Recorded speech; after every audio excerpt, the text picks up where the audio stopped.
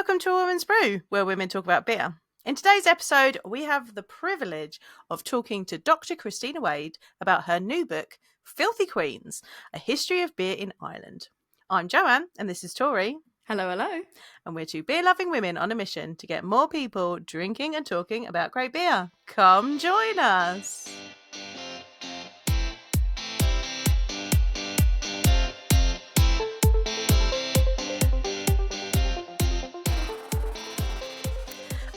Welcome. I want to say a warm welcome. We have Dr. Christina with us today. I don't think I'm alone in saying that you are one of our favourite, if not our one and number one favourite beer writer, for obvious reasons. You've immortalised me for my pumpkin spice loving for forever, and for better or for worse, I'll never be able to get away from it, and I don't want to. And that was the greatest gift anyone could give me. So in case you've missed it, everybody, Dr. Christina wrote The Devil's in the Draft Lines, which featured ourselves. Thank you so much for having us in your book, which is also award-winning. It won Best Book About Beer and Pubs at the British Guild of Beer Writers. Congratulations for that as well. Very well deserved, of course. But today we're talking about your new book, which is going to be published this week. And it is called Filthy Queens. I love that title. Yeah, me too. You are going to have to explain the title for everybody so they can go out. And everyone should be going out and pre-ordering this. Well, listen to the interview and then pre-order it, I would say. So we can listen to this now. But thank you so much for coming. In case people aren't sure, can you give us a little bit of your background, please? Yeah. So I did my doctorate at Trinity College. I'm originally from the States. The accent might be a bit of a giveaway. But I've been living in Dublin now for 13 and a half-ish years. So I came to Dublin to do my master's in Irish history and then stayed to do my doctorate and just fell in love with the country, and now they're not going to ever be able to get rid of me. So they won't want to. We hope not. So when I was working on my doctorate, which I did on like Viking burial practices and gendered symbolism in Viking burial practices, I was told by my supervisor that I need to get a hobby because academia can be really, really ruthless. And so it's good to have like another basket with which to put your eggs in. So I started the Ladies Craft Beer Society of Ireland in 2013. And so after I finished my doctorate, I sort of merged the beer and the history love and I've been researching this book since 2017. Ish, 2016. So many years in the making. This is my baby. I took a little bit of a break to write The Devil's in the Draft Lines, but did kind of write them at the same time as well. So that's a little bit about me. Amazing. That is, I think that's fucking awesome. Like I love the overall like Viking history stuff as well is so cool because like I didn't know, like obviously from the stuff that I know that you've done, it's all been like beer related stuff in history about like, you know, women's history there. And then like when reading this book, obviously don't want to give away spoilers or anything, but when reading Filthy Queens and you have a chapter that kind of goes into like Viking stuff, I was like, this is so cool because I love learning about Viking history as well. So like I know this is kind of not book related, but I had this as kind of a side question. Like, what got you into wanting to learn about history, going to study history? Was there a particular thing you can pinpoint or? Yeah, so I went to a really, really tiny Quaker school outside of Philadelphia growing up. And well, I'm adopted, so I don't have like an own personal history. I don't have like any sort of genealogy or ancestry. I don't know like any of that for myself. So I was always interested in history because I didn't have my own. So I was fascinated by other people's. And then going to this very tiny school, there were only 13 kids in my class and like under like 200 in the whole school, I think. Wow. And we always got really excited because like in fifth grade, which is like when you're like 11-ish, the school theme, like the theme for your year was medieval history. And so you got to like make castles out of recyclable materials and like all this kind of really fun stuff that you can do with like a really small school. And then we were moving to a different state. And so my parents surprised me by taking me to Ireland for the first time. Kind of as a like, we're sorry you're moving. Here's a really awesome trip you get to go on. Very, I'm very lucky, very privileged to be able to do that. And they took me to Bunratty Castle, and I just like looked around and I was like, I want to be a castle person. This is what I want to do. The rest of my life, I want to be a castle person. My mom was like, okay, kid, good, supportive in the mom way, but like, I don't think a castle person is really a job title, but good luck with that. And then, you grow up and you get, you're like, maybe I can't actually be a castle person. And I did the thing where I had the 9-to-5 job for a couple years after I graduated college. And I was like, you know what, this isn't for me. I'm going to be a castle person. And I sold all of my belongings, moved to Ireland with 2 suitcases. And here I am. Maybe not quite a castle person, but a beer person. You're not a Yeah. castle person. Not a Right? castle person. Like, when you get into bed. Okay, I just want to interject here and say, I love your mum and dad. Like, so I met Dr. Christina's mum and dad at the launch of The Devils in the Draft and your mum was straight like, oh, I recognise you. You're in the book. Wait, which one are you? Oh, yeah, you're this one. And put your coat here. And do you want me to look after your bag? I'll look after your bag. Like, and they were so proud of you and everything that you've accomplished. Like, your parents are awesome. Oh, I'm so lucky. We're like best friends. We talk every day. We're so close. And they came over for the launch, and they came all over the UK with me. And they're just, I'm so lucky. They're like the best people ever. They're so I absolutely love the phrase like castle person as well. Like, I want to be Yeah. a castle person. Like, I love how decisive as well. Like, I want to be a castle person, and then your mum's just like, okay, cool, sure, let's work towards that then. It's like no questions asked. It's like, I want to be a castle person, and like, yep, cool, awesome. That is my mom for you. She's like, sure, honey. Yep. So speaking about sort of like, you talked about how you've been working on this is your baby, you were working on it for quite a while. So in chapter 1, you mentioned that every author has some kind of bias, some underlying drive to even choose their topic, let alone decide how it's presented. What was the particular person, event, or point in time that inspired you to write this book? So to me, when I moved here, I had no friends, nothing of the sort. And when I started the Ladies Craft Beer Society of Ireland, the craft beer community in Ireland just welcomed me with open arms. This is back when there was, I think, maybe 10 or 11, maybe 13 brewers. There wasn't a lot. But I had just found a home there. And in many ways, this book is a love letter to those people who, we don't have a book about Irish beer history. There just really isn't one. And I was like, I can do that. I can fill that gap. And I can show you that you're continuing on something that has been yours for so long. A tradition that is, distinctly Irish, and here is how it's distinctly Irish, and here's, here it's back over 1,500 years that you have been brewing in Ireland, and longer, the prehistory, which really is before the book starts. And so, in many ways, it's yeah, like I said, it's a love letter to the community that really, really welcomes you with open arms, continues to welcome you with open arms, and that I hold very dear to my heart. So that's definitely a reason behind it. It's also, but my bias and why I love the topic. But yeah. No, that is awesome. Go to Did you? So what I really love about the book is that it's not just a history of beer in Ireland. It's also telling you the history of women in beer in Ireland, and it's nicely balanced. Like, it's not, it's not all about women or all about beer. That it's because they're so interlinked, as we find out in the book. So when everybody reads it, you will find that out too. I thought that was a really lovely balance. Did you find, like, when you were trying to get the book published or when you were talking about it, did you find any resistance to having these topics spread throughout the book? No, actually, so my publisher, Nine Bean Rose, is amazing, and I headed by Kristen Jensen, and I've known her actually for years. So she wrote a book with Carolyn Hennessy called Sláinte, which was about Irish craft beer and cider. And so I met her back when she published that book, which I think was in 2013, 2012, around there. 2013, I think. 2013, 2014. Ugh. Brain is not braining today, folks.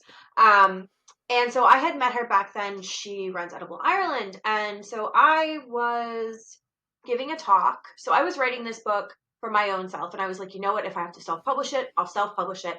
I'm writing this book.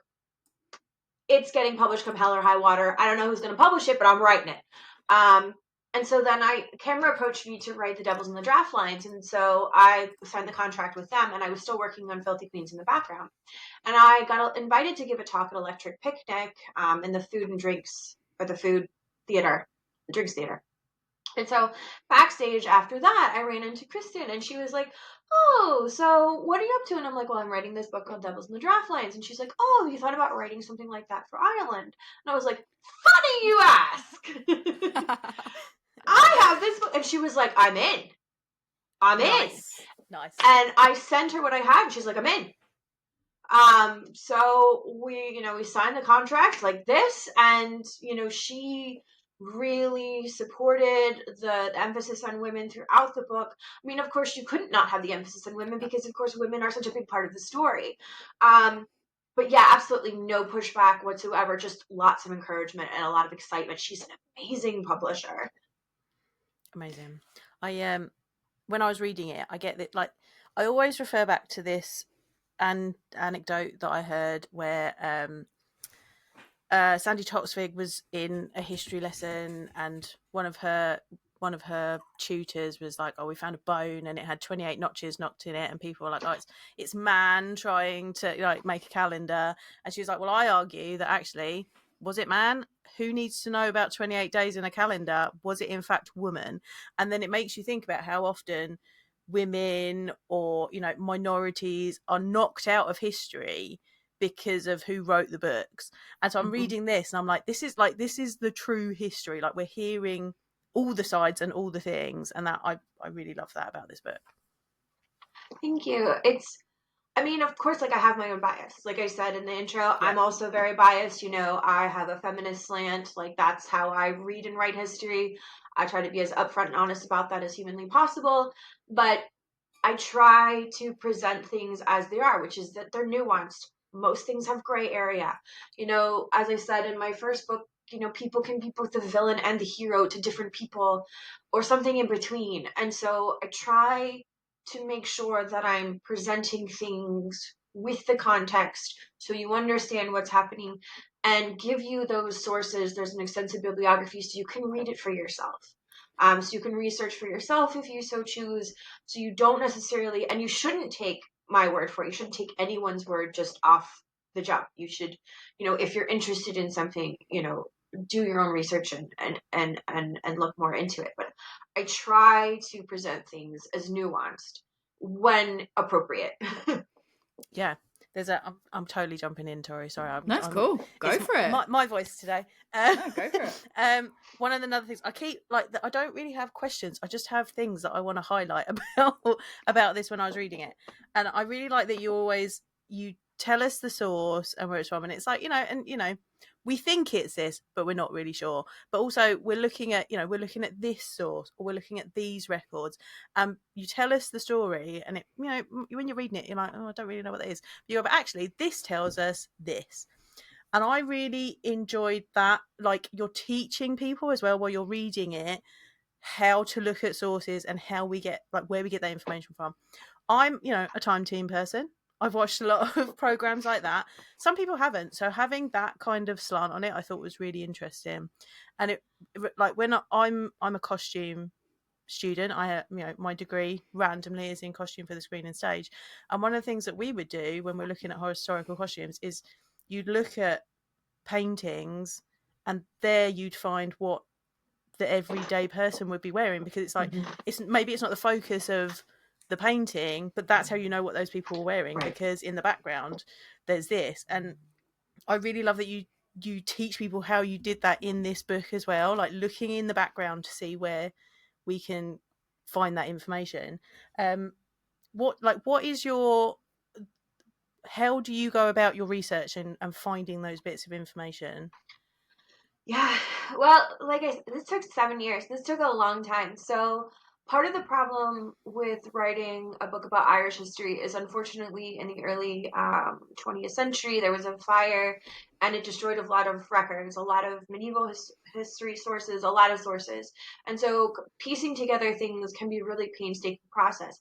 That said, there are some absolutely incredible digitized databases in Ireland, specifically because the records were destroyed. There's this emphasis on making these digital archives, so people can access all this information that maybe they couldn't have in the past. So there's a wealth of information. It's just, you have to sift through it, and it takes a long time. Like, I spent months looking up 18th and 19th century wills and transfers of deeds in cursive, and I don't recommend that.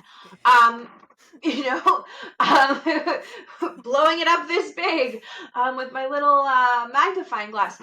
But yeah, so it's looking for things in places where I would see your every person. So recipe books and letters and school projects, for one example, and then also these amazing translated Irish folklore stories, or the Ulster myth cycle, because if you can find ale in there, you can tell like about the society that wrote it. So it's just kind of looking everywhere that you can kind of get your hands on and seeing what you can find, and finding things that are interesting to other people. Like, can I tell this story at the pub, and would my friend find it interesting over a pint?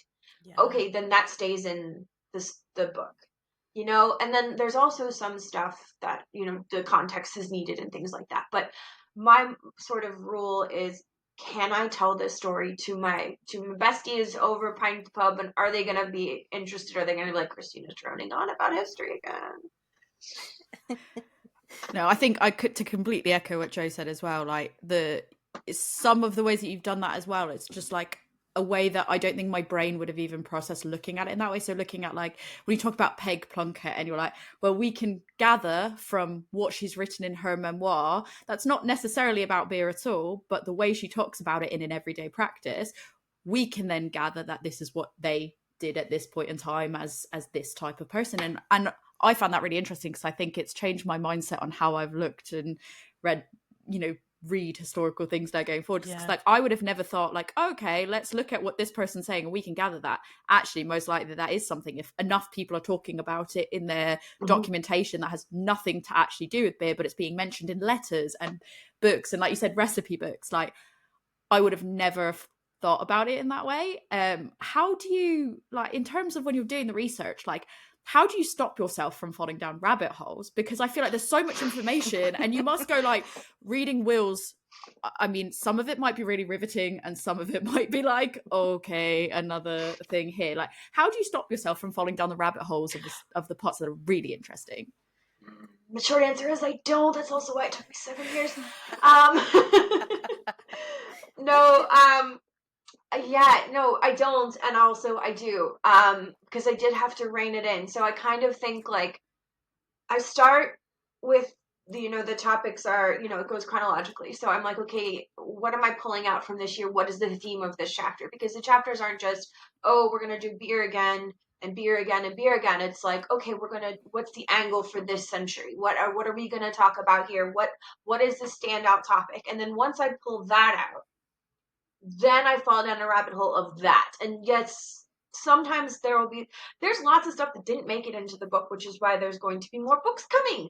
I have one in the works that will be an oral history on women beer drinkers, the craft beer, women who worked, in beer in the 20th century, all this spirit grocers. So that's all, but that's an oral history because a lot of those women are still alive. And so I want to hear their own voices and talking about their experiences.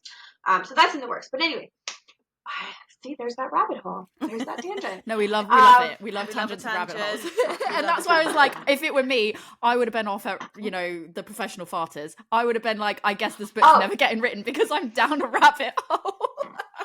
I fell down that rabbit hole. It is a really fun rabbit hole to fall down on.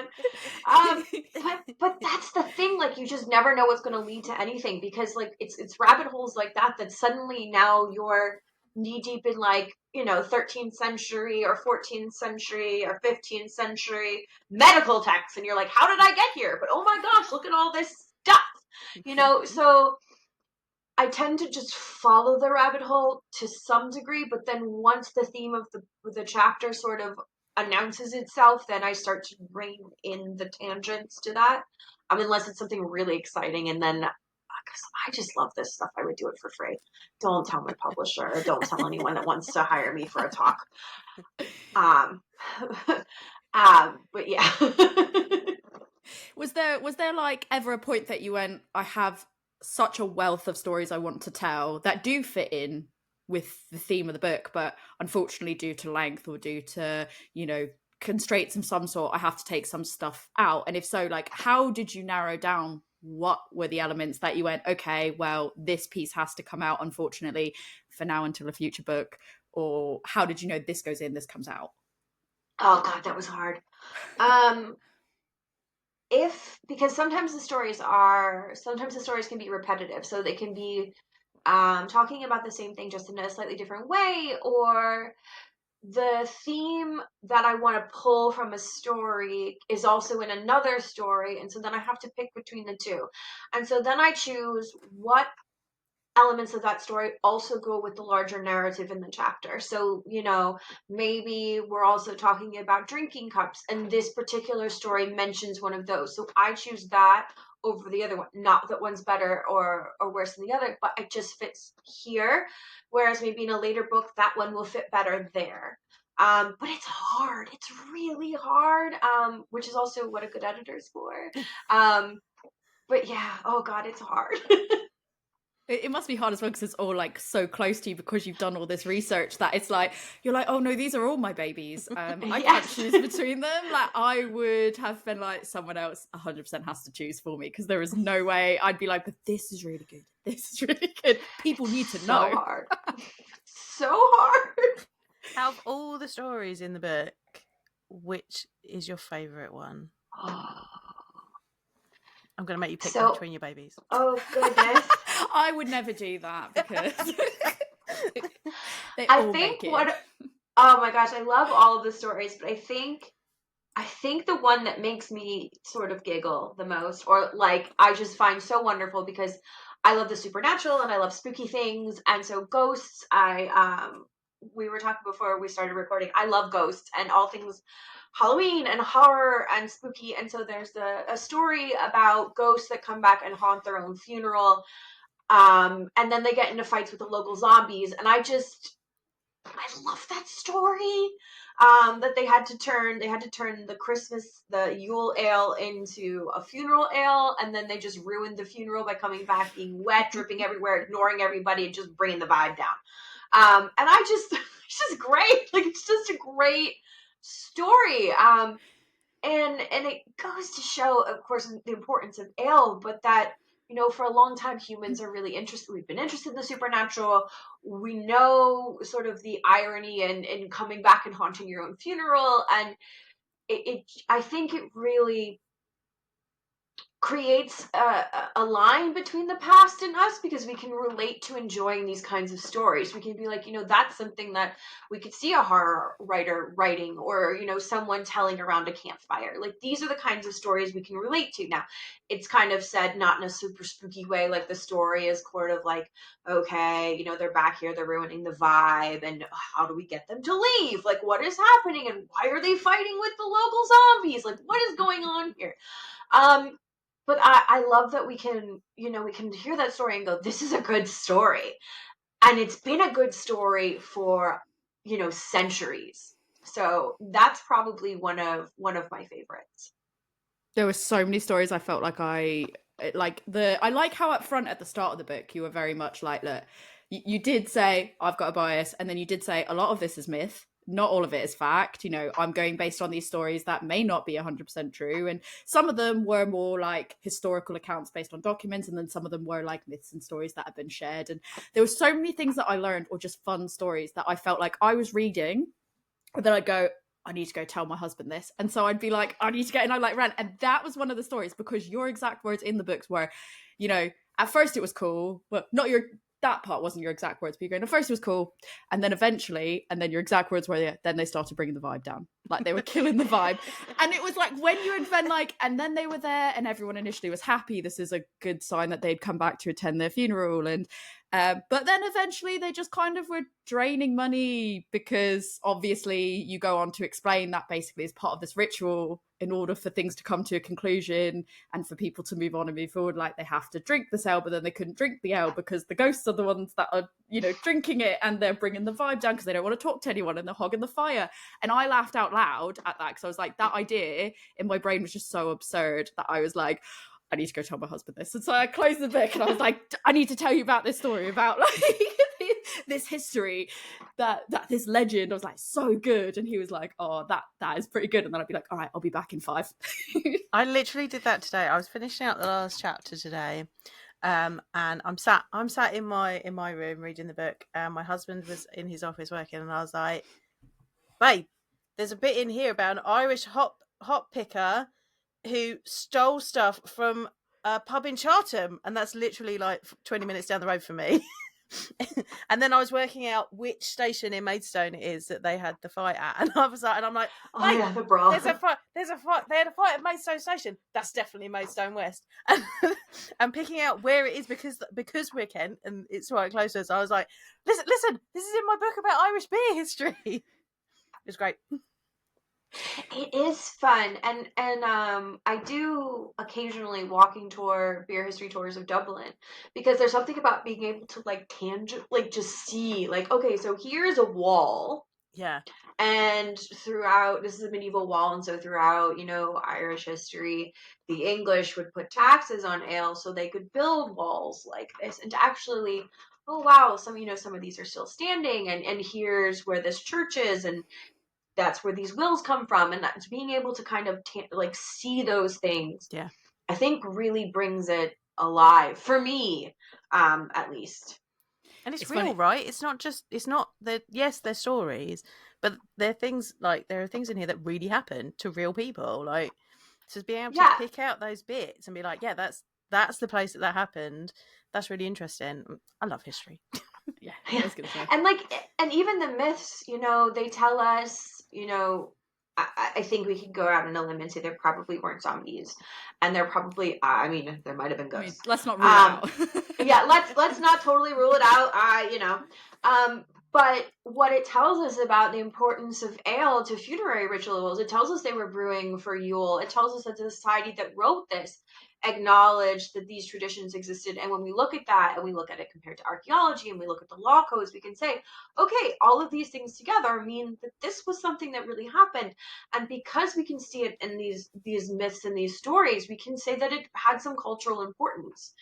And so they're telling stories to people who would understand the importance of these things. And while some of the elements might seem mythical or fantastical, some of them are really real and part of everyday life.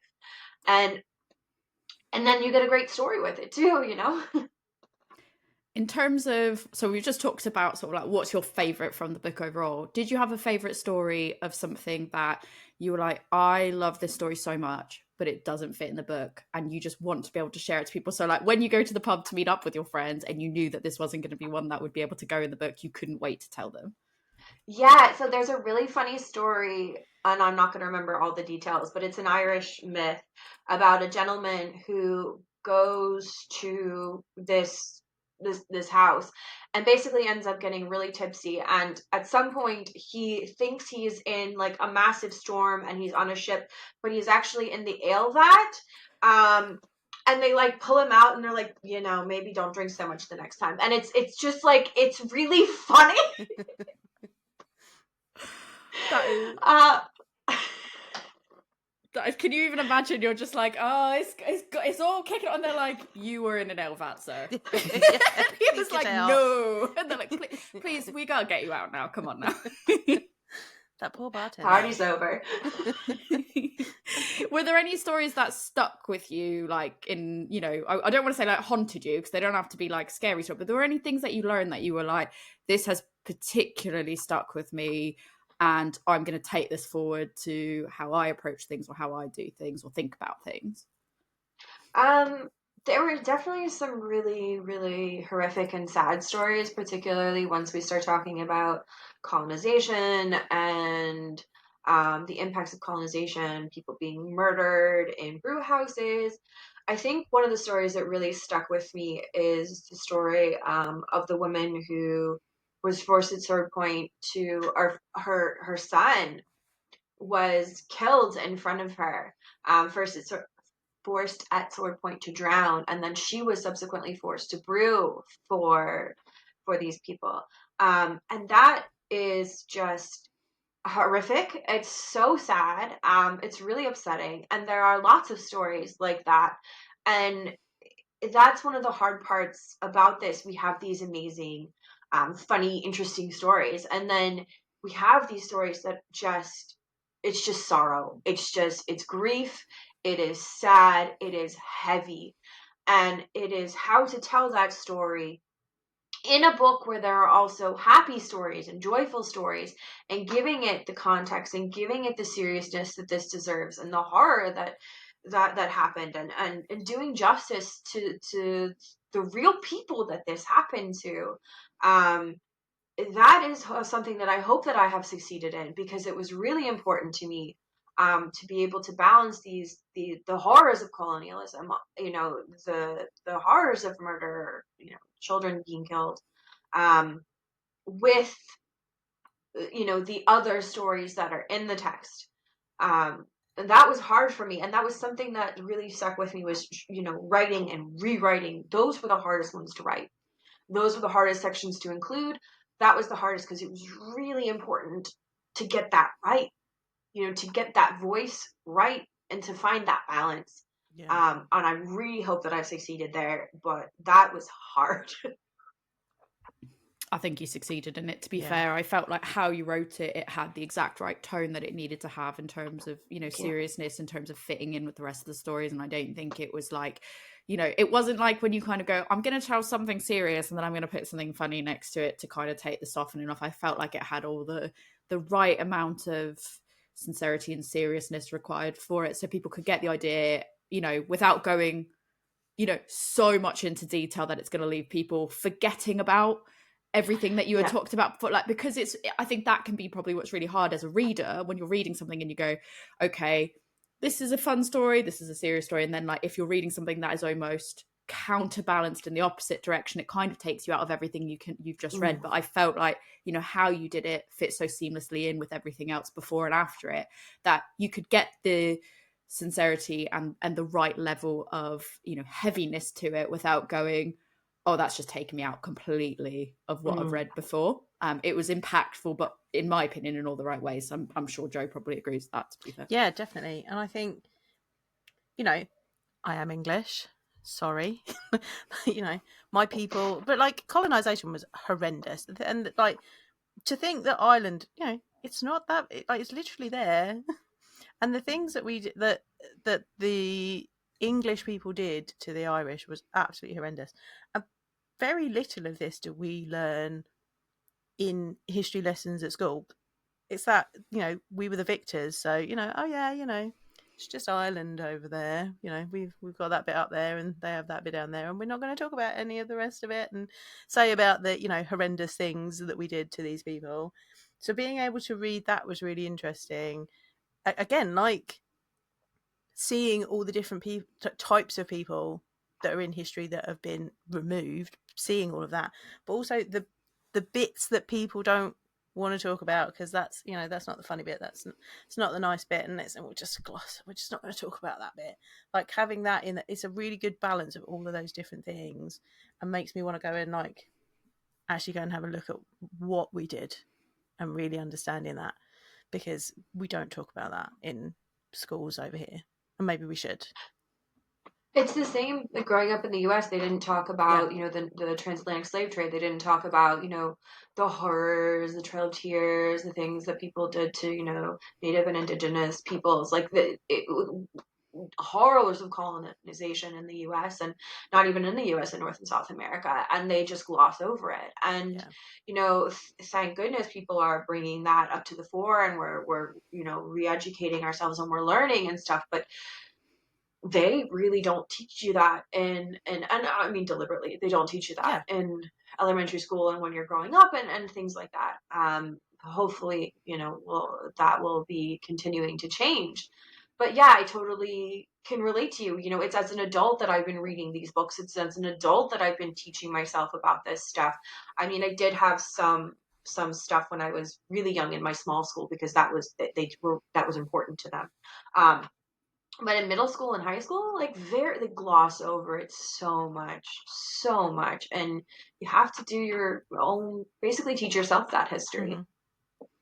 I think it's that thing of what they kind of say about, like, history is written by the victors, and they're the ones that their voices are the I mean, obviously any country's gonna go, oh no, if we won this, quote unquote, oh, here's the history we want to teach. And it's kind of up to us to kind of do that digging in the background to go, okay, well, let's look into this a bit more. And what I love is, so you can see in my copy of this book, if you're watching the video, I've got so many notes on the points that I wanted to kind of go look at. I mean, to the point that I was reading in bed without my notes, and I folded some pages over and stuff. But sacrilege. Yeah, well, it's fine. That's my brain. I'm just organized chaos anyways, the best of times. So, but what I really love is, like, if you're watching this video, I'm just going to point out, like, so much of this as well towards the end is points of which you've got reference points for, like, this is where I pulled this from, this is where I pulled that from. And I've got, several markings where I've gone, that was a really interesting, fascinating piece of history. Like you being from New England, we're taught a lot about the Pilgrims coming over. And like you said, it's Thanksgiving. We were all friendos, and, let's make turkeys with our handprints, and everyone was happy and got along, and that's great. And let's do a play as kids reenacting the Pilgrims and the Native Americans and all that. And it's just really interesting, because, like, even as you get older, it feels like they don't teach you anything really kind of beyond that. And even when it comes to Irish history, I feel like, being from a place where in Boston, it's pretty much heritage-wise, you're either like Italian or Irish, and there's at least when I was growing up, there was very little outside of that. And all you're really taught in terms of, like, Irish history is, like, there was a potato famine and people emigrated over. In your book, you actually mention about, like, yes, there was this famine, and, like, here's actually some of the causes of why potentially this famine could have even happened in the first place, because of failings here and here. And that was something never taught before. Literally, that was the first time I was like, I am today years old learning about this. And I just found it incredibly interesting how you've kind of taken what was taught to us in the US, even, of, like, this is what we know. And then you're like, cool. And here's some of the background and the context to the very base level of what you're given. But yeah, I found that just incredibly fascinating. It was something I had no idea about until I read that part of the book. And I was like, I mean, it makes perfect sense. But having not learned about the context further than just there was a famine, people immigrated, I had nothing to base it on, if that makes sense. And there were several points where I was like, ooh, we didn't learn from that, did we? How similar does that sound to things that have happened either not that long ago or are happening right now? Like, this is why we need to read about history, because, it's happened before, people. You didn't learn, did you?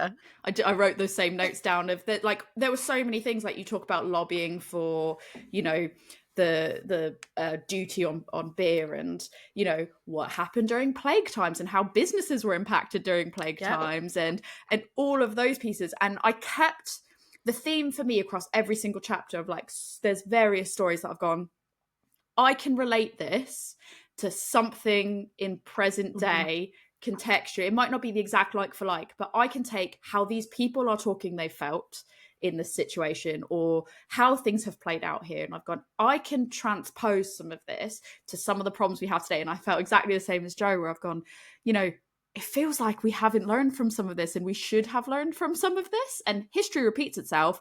We've got very clear several times this is happening. How have we not learned? Yeah. Yeah, I think one of the quotes that really stuck out with me was in the 19th century when, I'm not going to remember, but basically the gist of it was brewing is political. And Yes. it's something that I think, people are saying now, and we're like, yes, this should be obvious, Right. very obvious. So many people are like, "Oh, keep politics out of beer."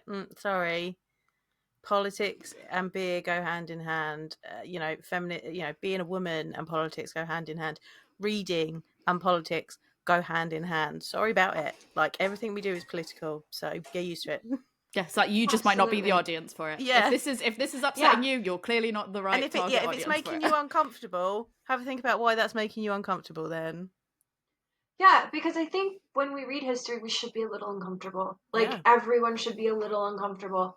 Or not more uncomfortable, very uncomfortable. It's if everything just makes you feel warm and fuzzy, then it's really not history, right? Yeah. Like, some parts might, but some parts might make you laugh.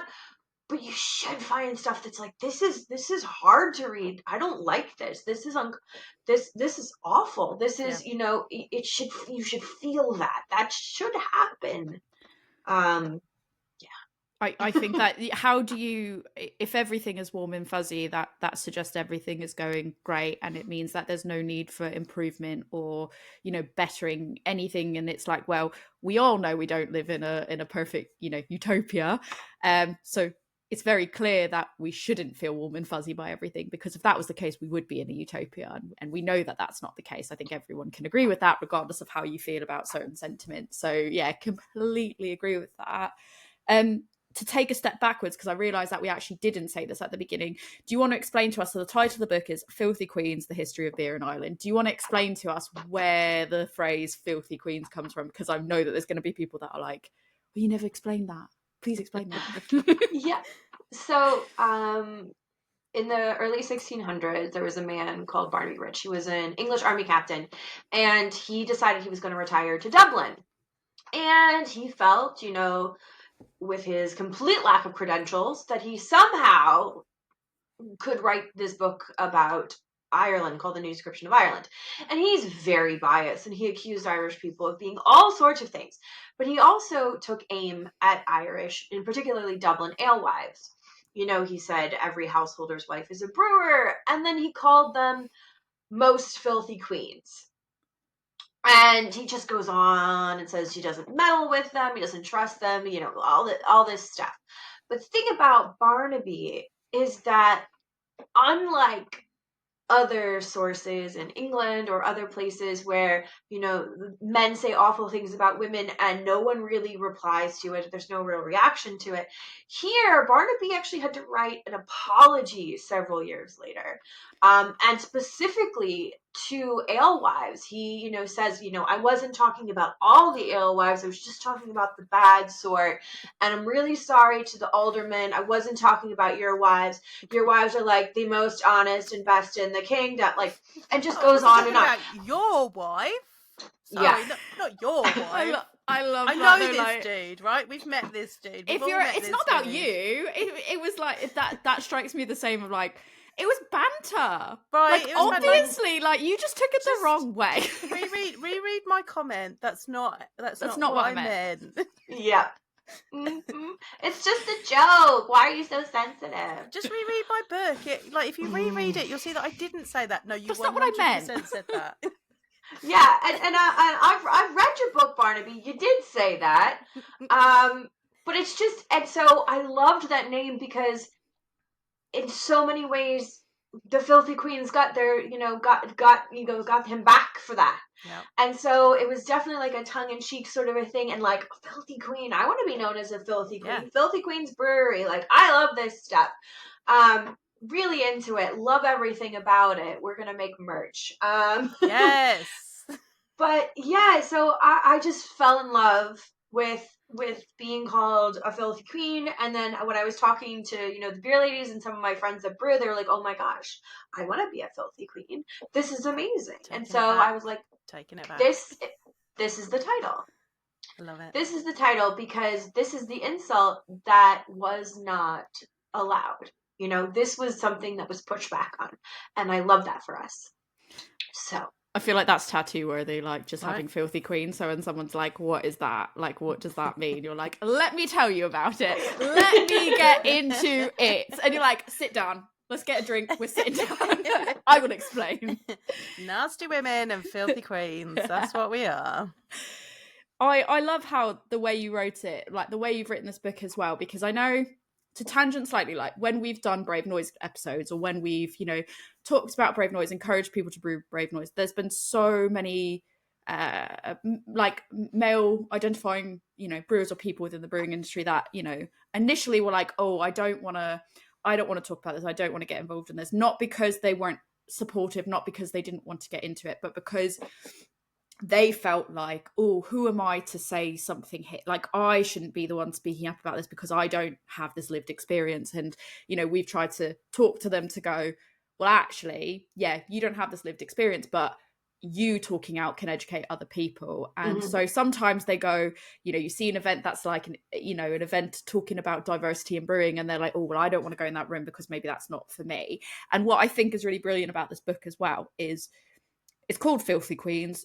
Every single chapter like does tie back into sort of, this is where the women were at this point in time and this is how they were participating in things, but like it's not exclusively just on that focus of like, okay, here is in every single point. So like anybody that would go, oh, I don't know, like be put off by going, oh, they shouldn't be put off, I will caveat as well, they shouldn't be, but anybody that might go, oh, I don't know if I can sort of like relate. I think that this is a really good thing for everybody to read because they can kind of see the history overall and then the context of where these people were within that scene without it being like, okay, well, this is all we're talking about. It's like, no, it kind of goes beyond that to give the context around like, here's what's going on at the time. And I think how you did that was just so amazingly well balanced, because I think it's not going to, it shouldn't put people off, but it's not going to put people off from going like, oh, I don't see myself in the story. Because I feel like every point in it, somebody can kind of find some point in the story where they identify, oh, I could be there. And I think that was just really brilliantly done. So sorry for the tangent, but I just needed to kind of say, for me, that was just so brilliant. You can see yourself in it regardless of how you identify, in my opinion. I mean, That's there's Arthur so Guinness nice. wielding a pickaxe at one point. People will be fine. That was another one I ran downstairs to tell my husband about, because like so many of these things were like conversation starters for me, because I went down immediately after reading the Arthur Guinness one and I said to him like if he hadn't had such a fiery personality, would we know Guinness for what it is today? Right. If he had just gone like, you know what? And I love doing this at a high level so people have to go, what are you talking about? And then they're going to have to go read the book to find out what we say about Arthur Guinness. But if he had just a personality of like, yeah, okay, I guess I'll just accept this, or yeah, I'll just pay you what you want and move on. Like, would Guinness have had what people know it as today? Yeah. But yeah. No, and I think that's with a there's definitely a lot of personalities in the book. Like Peg Plunkett is another one. Yeah. You know, and again, you'll have to read the book about her. But I adore, you know, her memoirs were so interesting to read. But yeah, I think that was sort of the trajectory, because I'm really interested in sort of multiple intersections of how we navigate the world. And, you know, one of those is gender, but there's also class, there's ethnicity, race, religion. In the context of colonization, there's those different factors. And so I wanted to explore what was in With the Limits, because of course, you know, there's literally libraries written about just one of the topics in here. So, you know, I had to limit myself, speaking of tangents. But I did try to interact with quite a few of those different identities that people, you know, experience in their lived reality. And I hope I did that, because I did want people to see themselves in the book if they could, and to kind of, oh, you know, that could be me, you know, 200 years ago, I could be brewing there, or I could be making this, or I could be complaining about this beer that I don't like, you know, those sorts of things. Yeah, I don't think anybody could accuse this book of, you know, shouting into an echo chamber of like, you know, you're talking about something that's only speaking to a particular audience. Like, I feel like how it was written, exactly as I said, like everyone can see themselves in some point, in some way, at some point in this story. And it was just so like well done. And talking about the history side of things, you mentioned, you know, historic drinks several times. And, you know, I'm going to butcher. I will just say, in my brain, I was reading it and I was like, I cannot read some of this. I was like, I'm not going to be able to pronounce half of this, so I apologize in advance. But Skoltine, did I say that right? So historic drinks like that. It also taught me about experimental archaeology, which I thought was the coolest thing. It's so cool. How many historic drinks would you say you've tried, either when researching this book or through going down rabbit holes? Are there any things that maybe you wouldn't have tried before reading this book, or maybe it's not as accessible to other people to try? Yeah, so I'm picking this back up on my Substack. I started a thing a while ago on my blog about like recreating historical recipes in like a medieval cooking books and stuff like that. So that's on the radar again. So we're picking that back up in 2025. So we'll be doing that. But I've made like a cocktail, which is a rooster infused beer, which is really good. And it sounds terrible, but it's actually a lot better than you think it is. The Skaltine, which is really good. Butter beer, the actual, 16th century one. Oh, I've made like there's so many. Wassail, lamb's wool. There's all kinds of fun stuff, and I'm gonna be making more, so I'm really excited. And then I've made historical beer, so I made a medieval English small ale, which I turned then into a braggot, which is like a ale and honey infused. It's very good. And I actually have two collaboration brews coming out with Trouble Brewing. One of the chapters is called Porter Wars. So we've made an English and an Irish porter. So inspired by recipes from the late 1700s and early 1800s, mostly 1700s. So that is a really fun and that's also with Irish Beer History, Liam Kay from Irish Beer History. So we've been collaborating on that. So I'm really excited for when those come out. They might be ready for the launch, but probably later, so that we'll have another event for those two. I'm really excited about that. Trouble Brewing is one of my favorite breweries. Their Ambush is like my go-to beer. So I'm super pumped to be working with them. They're also dear friends. So this is very exciting. But yeah, I love making historical things. I'm not necessarily great at it, but it's fun to try. That was going to be one of my questions. Would be like, do you have plans to make any other historical recipes that you found here? So people will be able to find that on your Substack. Yeah, I have my Substack. So I'm picking all that back up in 2025. It was a fun project and I miss it. So we're coming back to that. We can link to that. We will link sure as well. But that, I feel like that's just left me with like additional like I have so many additional questions. Like, did you say like a rooster? Like, how do you do that? Like that is is that a weird question to ask? How do you do that? Do you get asked that a lot, or is it just me? Yeah, because it's like, what is this? What are they're putting what and what? So basically you get a chicken or a rooster. It's called cocktail because, rooster. And you boil the rooster in the ale.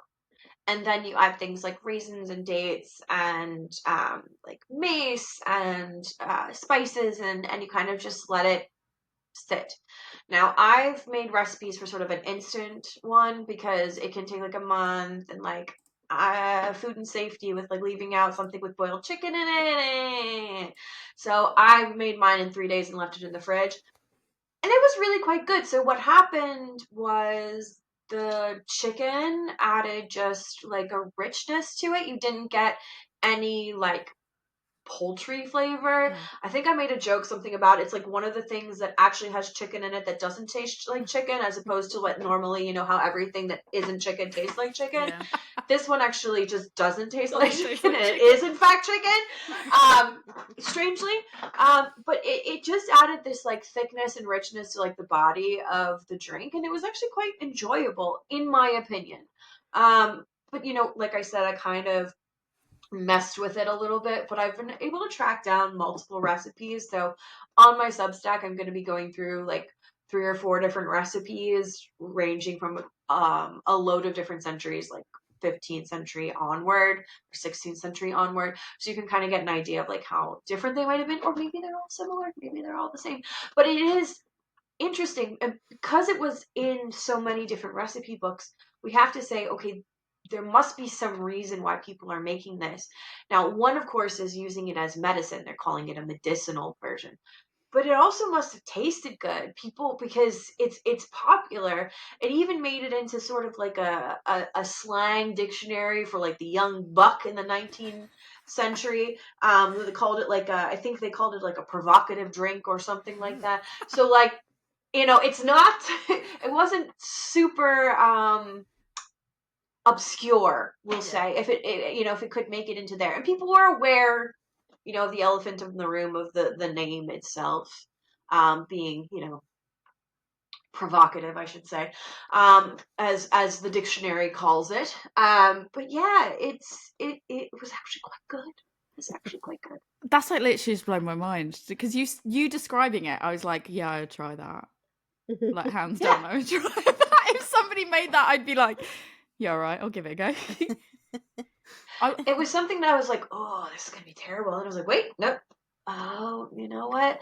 This is because this. And I was like, I'm just being, you know, in my modern mindset, just assuming, oh, because this is slightly, you know, what are they making? I'm not gonna like this. And then I go, Christina, if it's in this many books, these People recipe liked books for it. so many centuries, people liked it, so there must be something to Yeah. it. And then I tried it, and I was like, oh, I was wrong. I was very, very wrong. And maybe next going forward, I need to learn from that. Yeah. I love good historical style beers, and like Joe and I were talking the other day, I'm like, we just want breweries to try making more traditional, like when I say traditional, I mean historical, like old school historical style recipes, but like even with a modern day twist. I think that it would just be so interesting, because it would help steer people down that path of like, okay, let me learn about this. And I think like that's just a really cool, it goes back to that experimental archaeology. Like, it's going through the motion of like, okay, somebody's brewed this, let me go drink it and let me learn about it, because maybe not everybody has the time, money, ability, or whatever to brew it themselves. Maybe they're like me, I'm definitely too anxious to try to do that. I would never try to do that myself, because I'd be like, it's all gonna go wrong. But like, if somebody said that, oh, they were gonna make that, I would go out purposely to buy it, to try it. Mm-hmm. In terms of that porter you were talking about, the Irish porter versus the London porter, is that going to be something that's in cans? Are people going to be able to get that, or is that going to be something that's like Yes. on location only? Because that sounds phenomenal. No, it's going to be, as far as I know, it's going to be canned, so you'll be able to get your hands on it. Oh, Nice. I hope it comes. I hope that we can get it over here, because I 100% would want to try that side by side, especially after reading this. I'll see if I can get some over to you. It just sounds like I love doing like those side by side comparisons, and kind of like having it with what we learned in the book about the Porter Wars. It was so fascinating to me about how these people, I think what stood out the most to me was they were talking about, you know, promoting, oh, we're making Irish porters, not London porters. But then they'd be like, but it's made by people that made London porter. Like, they've come over here and done it. And then I'm like, it's like, this is the most patriotic thing you can buy. And I'm like, but I guess my big question is like, were these people that were English people that then emigrated over, and then they're like, well, I guess I start brewing over here now? Was it people that had gone over to learn how to brew that style of porter so that they could take it back? Like, that whole, everything between them, I just found so interesting to learn about. Yeah, and it was such an interesting time for beer, because it was so tied to politics and so tied to ethnic identity and state identity, and very wrapped up in the politics of the day. There's even a story that the liberator himself, Daniel O'Connell, might have founded the Glasnevin Cemetery because there was a funeral for a brewer who was Catholic, and they wouldn't let the priest say the burial rites. And so this spurred on, well, we need to have Catholic cemeteries then. So it is such a part of identity and politics and the cause of Catholic emancipation and Irish freedom. It is a critical part of learning about that period in Irish history. And I didn't realize how critical until I was getting into this. And I was like, wow, this is really, really a big chunk of identity here. And I didn't realize how much until I was really into it. And I was like, wow, this is so fascinating and so, so embedded with each other. In chapter 6, you mentioned about, people building their whole academic careers around doing this, this particular history from the 16th to 17th century, that it was hard to do it justice in just a few paragraphs. Is there anyone that is more visual, and maybe, because obviously you've given lots of references in the book, but if there's someone that's maybe more of a visual learner or wanting to kind of learn things at a more quicker pace, are there any films or TV programs or podcasts or anything else that you can kind of think of in the moment off the top of your head now that might serve as a good depiction of what this time period was like for people that are wanting to learn more about it? What does it justice in an approachable way, I guess, is the question. Right. So if you happen to be in Ireland, the National Museum of Archaeology has a lot of medieval history, archaeological materials that you can look at, some of which are very much tied to beer history. Like I said, I do walking tours of Dublin because, just seeing Dublin Castle, which has its roots very much entwined with beer, like basically I can 7 degrees of Kevin Bacon most of everything in Ireland to beer pretty easily. So, just looking at you can look at the Georgian architecture, and there's something with that really makes it tangible. With podcasts and with movies, anything with Irish history, you can kind of see the importance. For many films, you can see the importance of the pub, or you can see the importance of Guinness. There's, all of the Guinness is good for you ads and adverts, and how that played a really big role in the identity of, beer identity of Ireland, particularly in the 20th century, which I don't really get into because this book stops there. But that is something kind of going forward that you might be interested in. There's an amazing documentary called Drunk with a question mark. By a friend of mine, colleague, Dr. Susan Flavin, and her research, and the research team that Dr. Susan Flavin was on, an amazing team of academics, historians, archaeologists, experimental archaeologists, and amazing people who recreated this beer using records from Dublin Castle from, I think, 1578. And I was really fortunate to be able to go to the screening of the documentary, and it is absolutely brilliant to see, how they source the hops, how they source the yeast, because we don't know what yeast there would be there. We don't have hop strains from this long ago. So what are we going to use that we can kind of get close to that, and how are we making these justifications? And it was also very funny. And so, yeah, that experimental archaeology is great. The Moore Group, for example, they're in Ireland, and they do a lot of experimental archaeology, particularly as relates to beer. They've worked to recreate with Philipphia, which is this sort of like hot rock brewing technique. There's the UCD experimental archaeology department. Honestly, look up experimental archaeology and brewing. That's really going to get a lot of this to a visual learner, or someone who's really wants to see, like, what does this look like? And I, and it's so cool. And there's like lots of stuff like that on YouTube, and then the Moore Group website. I highly recommend that. Yeah, that's off the top of my head. That's what I can think of. I bookmarked Drunk because you talked about it in the book. For, again, just to go back to that, you had mentioned it in the book, and I was like, I want to go check that out. So I literally put a bookmark in, went and Googled. I was like, I'm going to bookmark that and watch that later. And I haven't gotten a chance to sit down and watch it yet, but it sounded so incredibly interesting that I really cannot wait to go and look at that. And also read the it was how you also had the depositions that were shared with Trinity College, by Trinity College. I've also bookmarked that because I'm like, some of it might just be bog standard, but some of it I'm like, I just want to know what is being said here. Yeah, I think one of the amazing things about a lot of the databases and research that you can find in Ireland is it's open source. Like there's no fees to get into it.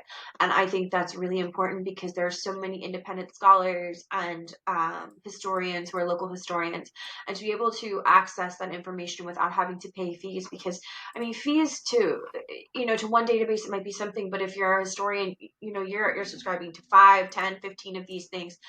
So to be able to access those freely in Ireland, I think is just such a wonderful thing that this country does. It makes this material so accessible, so you can go look at it. I can look at it. Everyone can look at it, and we can see for ourselves. Oh, that's interesting, or oh, I didn't think about it like that, or to be able to see in people's own words.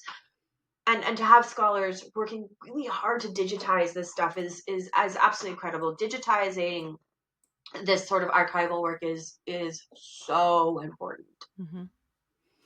It's funny you mentioned as well a minute ago about doing the walking tours of Ireland, because one of the questions that I had laid out as well to ask you was, are there any historical tours of Ireland that you're aware of that you can recommend? Or if not, I wrote, if not, have you ever thought of putting one together, even if it's just a downloadable guide versus an in-person tour? Because what I found was the more I read this book, so I've always wanted to go to Ireland, but I think I just haven't, because it's so close. It's kind of like with London. It's that thing that you take for granted of like, I can go there, I'll get there. And I just haven't done it yet. But through reading your book, I was like, the more I was reading stuff, and the way that you explain things is like, I wish there was almost a map in the back of it to go, this is the map of what, Dublin looks like, and this is where this was, and this is what this was. But you do such an amazing job of explaining where this location is now is where this was. And I thought that was so cool, because every time I thought that, it just made me want to go visit Ireland even more. Like, it is just shot up in how much more I want to go visit now, having read this book. Not that I didn't want to go before, but it's just like, oh my God, reading this has excited me more. And I was going, I wonder if there's like some type of walking tour, or, even like a ghost tour that also goes to these beer spots, that also does, lots. I was like, I want to go on a tour like that. And I was like, if you know any, please recommend them. But then you were going, sometimes I do walking tours. And I was like, yeah, so I want to do more of them, but it's just been so busy like writing the book. But now that the book's out there, I want to create different avenues so people can sort of explore the material of the book. So I'm going to be revamping and really launching the tours as something that's a little bit more frequent. So once or twice a month, like on a Saturday or something. And that's just a tour of inner city, like inner north or south side, like just in the Dublin 2 kind of area. And then we go out to the Liberties and we end sort of outside of Guinness. Which is so fun. Speaking of Arthur and the pickaxe.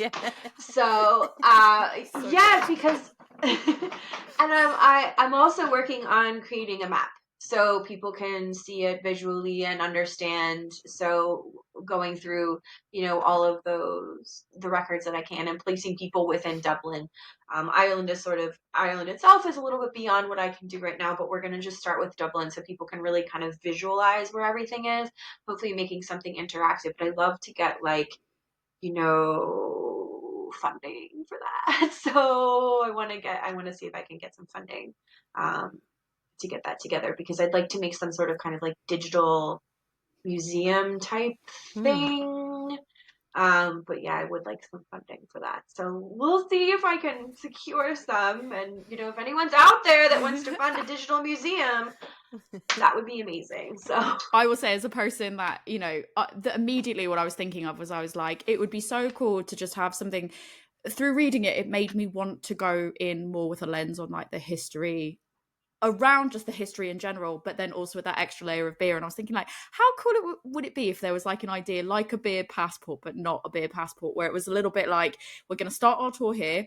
Here's a blurb where you can learn about the history. Here's some things that you can learn about here. And I recommend kind of looking at it and then going and reading this information at this pub nearby, because this has historical importance because of X, Y, Z. And I was like, I would 100% go and do a tour like that, even if it wasn't like a guided tour. If it was a self-guided tour, that would teach me more about what was going on, while also immersing myself within a pub that could give me that sort of like feel. I was like, that would be awesome. So yeah, if people are listening, I would be a person that would pay for that to get to do that. So If somebody only has 48 hours to spend, so if they just have a weekend to go to Dublin or anywhere in Ireland, I guess, is there a particular place that you think is so steeped in beer history that a beer nerd has to visit? Oh, good question. That's hard. Um, So Dublin has a lot of beer history just by being the nature of the capital, and there's lots of intersections because we have, the layers of Irish people, and then it being a Viking city, and then the English colonization, and so there's all those layers there, and you can kind of still see it in Dublin Castle, in Christchurch, in the Brazen Head pub, which you can go into, and there are all these historical pubs, the grave diggers and things like that. So I do think that there's plenty of beer history to see in Dublin, but Kilkenny has lots of amazing beer history too. I mean, even the walls of some of the smaller cities are, like I said, steeped in beer history. So it really sort of depends. Kind of, are you going for, the oldest brewery that's still existing and still running? Are we going for, craft brewery that's has roots to something older? Because there are a few craft breweries, like Canvas Brewery is the Deasy family, and they brewed for a long time, and then have started the brewery again. So that's very historic in that way. That's a long-standing brewing family, and you'll find even people who are brewing now might not realize, oh, but I found your last name in these records. And did you know that a branch of this family with your same last name used to brew? So it sort of depends exactly kind of what do you want? What kind of angle are you interested in? But there's plenty beer history in Dublin. There's plenty of beer history in, like I said, Kilkenny, Galway, any of the big cities. And then, of course, when you get out in the country as well. Yeah, there's just like reading about it, I was like, I just want to go. Like, it's really cool. And I can imagine there's Come so over. much. There's literally, I was saying to Joe the other night, I was like, do you want to like take a trip to Ireland? Because I really want to go to Ireland now. It's like, after reading it, I really want to go. Like, I've always wanted to go, but I was just like, meh, it's fine. And now I'm like, no, I really, really want to go now. No, definitely Really. come over. I'll give you. I will give you guys the tour. So just let me know when you want to come over. Amazing. That'd be amazing. I know that obviously on the time base, I have one final question, but I'll let Jo ask any other final questions she has before I ask my. I just want to give a shout out to Beer Ladies podcast, which you are a member of. Our sisters over at Beer Ladies. You've hosted me before, so we're glad to have you over here. Just in case anybody hadn't listened to that, they should definitely go listen to Beer Ladies podcast as well as us. My final question is, if you could kind of summarize the one thing that you would love more than anything else for people to take away from reading this book, what would it be? That's a big question, I know. Yeah, so I think so the book title is A History of Beer in Ireland, but I also think that this is very much a history of Ireland through beer.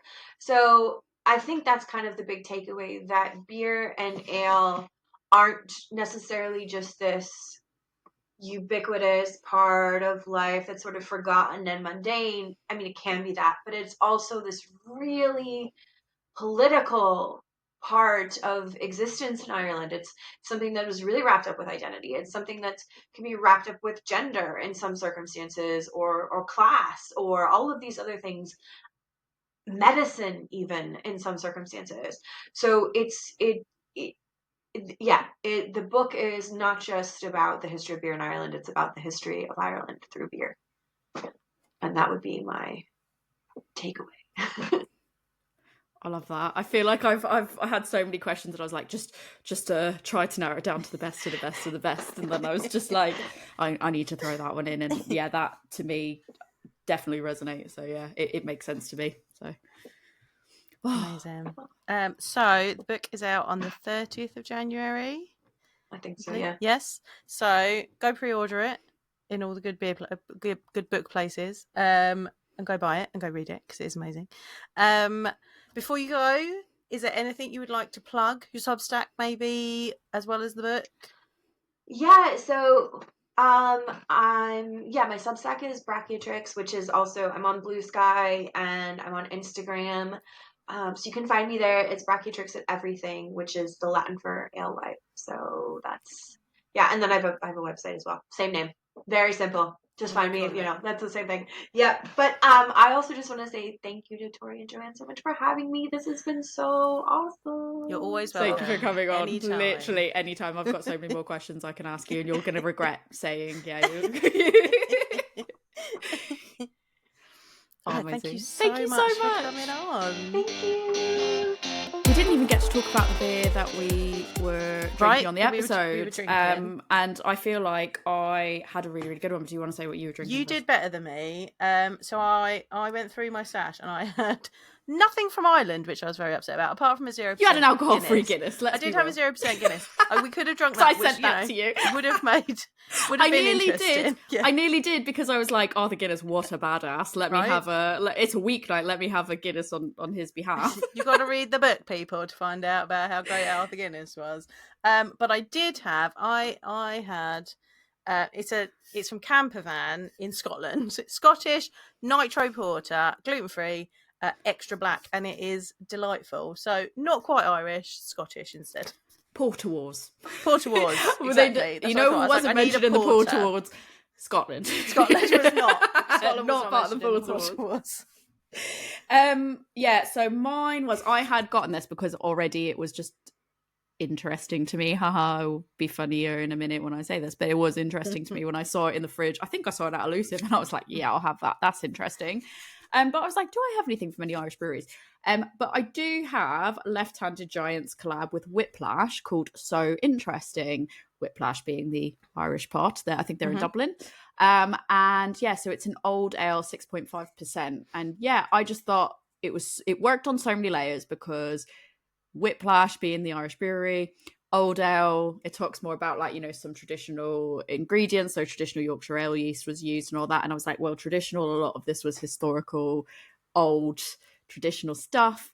And then it being called So Interesting, I was like, the book's so interesting, the beer's so interesting, everything, it just worked all around. So I was very excited, and it tasted lovely. I would have like 5 more of those. But Whiplash has always been one of those breweries that anytime I've had a beer from them, I've never been disappointed. I think this was brewed obviously at Left-Handed Giant, but I trust anything from either of those breweries. So how is it going to go wrong? It didn't. And it worked very well with this book and this conversation. But yeah, that was I had to limit, like, even just narrowing down to the final question list that we both saw. Yeah. Was hard, because I had so many like points, and I was like, okay, we needed a good editor.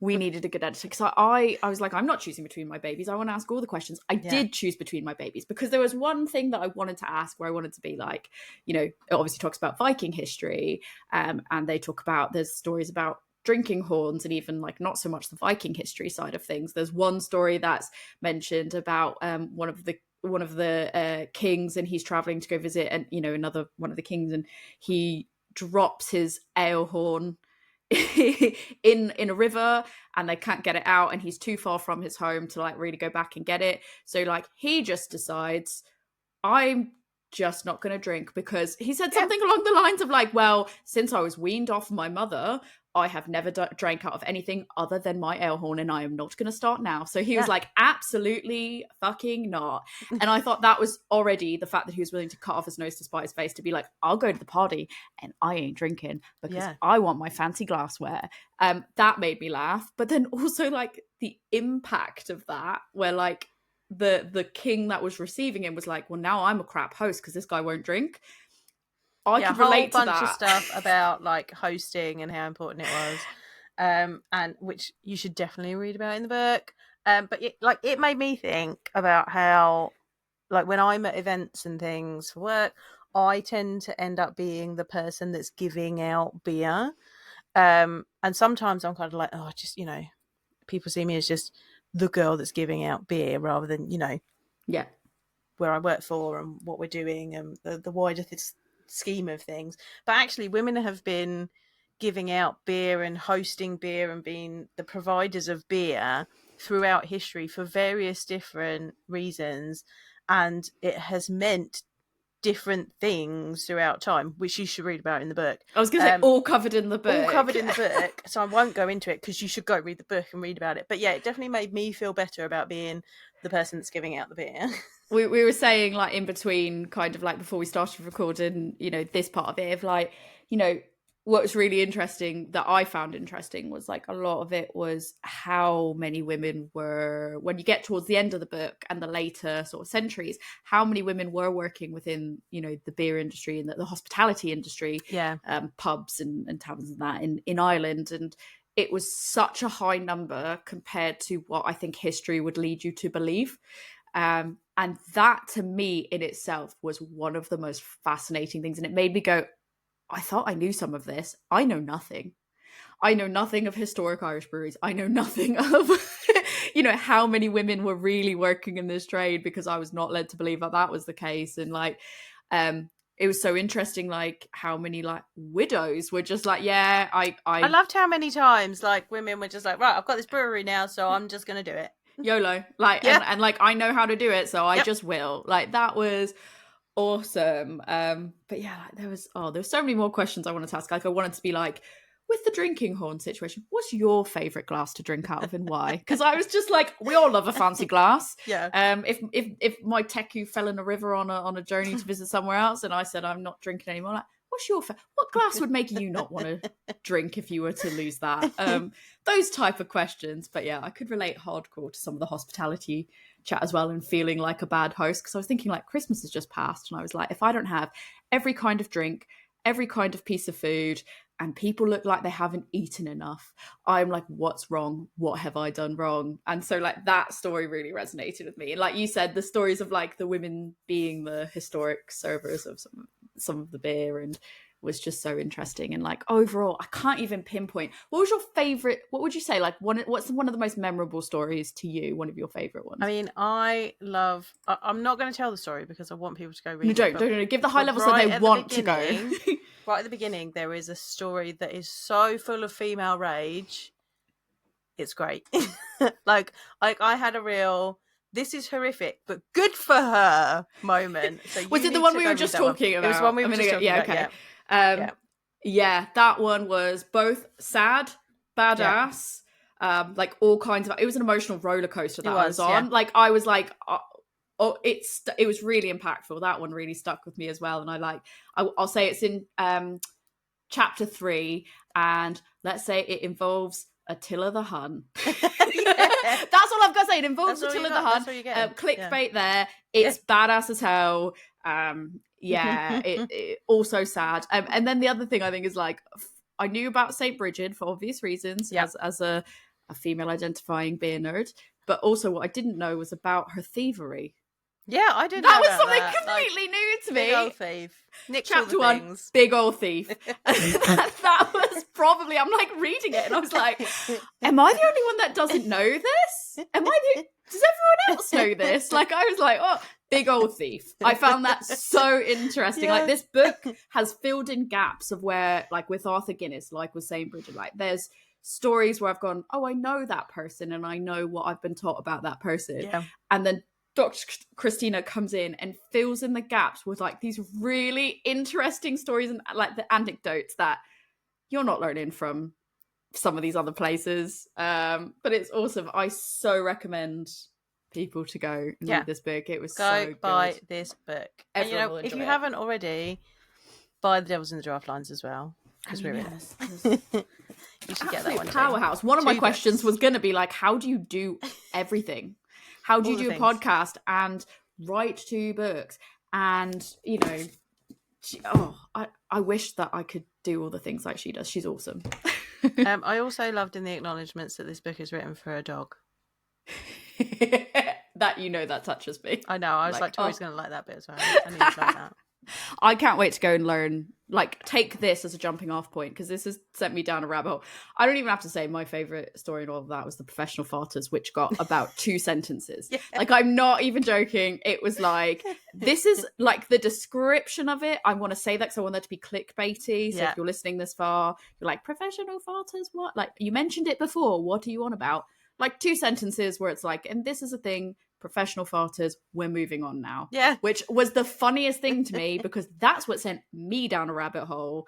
And I think using that as an analogy, there were so many other points within the story where I was like, oh, that's going to send me on a jumping off point to go learn more about other things and to learn about the experimental archaeology. And like I said, I bookmarked so many of these references that she had given to go back and look at them after. So I cannot wait to go and learn more. Cannot wait to go to Ireland and do a walking history tour and to try the London Porter versus the Irish Porter. Yes, like so that is going to excited be for that. so cool. We will link to all of the places that you can find Dr. Christina in the show notes. So go and follow her in all the places. Go buy the book. And go listen to Beer Ladies podcast as well. We love our sister podcast over there. Go and listen to them too. They But always not sound till like you they're finish having listening to us. they always sound like they're having so much like fun as well. Yeah. Be like, oh, we went and like I get jealous. Like I'm like, oh, I want to go hang out too. It sounds fun. Yeah. All right, Tori, if people want to suggest, maybe they know a bit more about professional farters and they can tell you where to look. Where can they suggest? Girl, that to I've already you? Googled. Don't worry, I got that. If you want to learn about it, come to me. I have learned. But if you've got any more of these like really interesting, unique stories of things from, historical stories of that like nobody's really learning about, a la professional farters, come send them to me. You can find me on Instagram at adventures_in_optimism. Send me links to any of these like really cool, either spooky, urban legends, myths, anything that has to do with kind of like the history of people in beer, any of these interesting anecdotes and stories. Send those links to me on adventuresinoptimism@gmail.com because I would love to go through it. If you want to recommend some stories, maybe Joe and I can kind of do an episode going through some of these stories and talking about, how we feel about them. Send us your stories across to a Women's Brew podcast, a Women's Brew on Instagram and Facebook, or you can email them across to us at a womensbrewpodcast@gmail.com. Joe, if people want to talk to you about, say they're really interested in that story that you gave the very, very high level details on, they're like, what is it? Tell me more. Tell me which part of the book is it in? Where can people find you? I mean, I'm going to tell you to go buy the book, but you can come find me and ask me that, and I'll tell you to go find the book. I might even share the link of where to buy the book from with you so that you can do it. I'm Love Beer Learning on Instagram. You can also come to my website, which has some stuff on it. That is lovebeerlearning.co.uk, or you can email me at lovebeerlearning@gmail.com. All right, we're going to go dig into some history about beer because we love it. Let's go do experimental archaeology. Cheers.